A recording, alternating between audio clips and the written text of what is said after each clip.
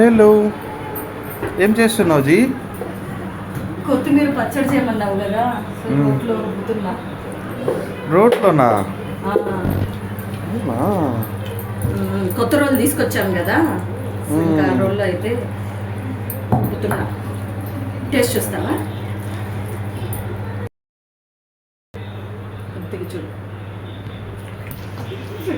చెమట్లు గారు.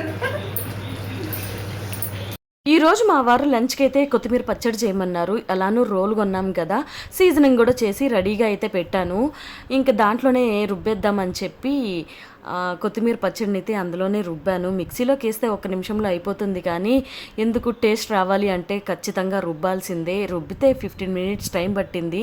ఈ ఎండలకి చెమట్లు కార్చుకుంటానే రుబ్బాను, అయినా పర్లేదు. మా పిల్లలు మా వారు అందరూ టేస్ట్ చూసి సూపర్గా ఉంది అని చెప్పిన తర్వాత నా కష్టాన్ని మొత్తం మర్చిపోయాను.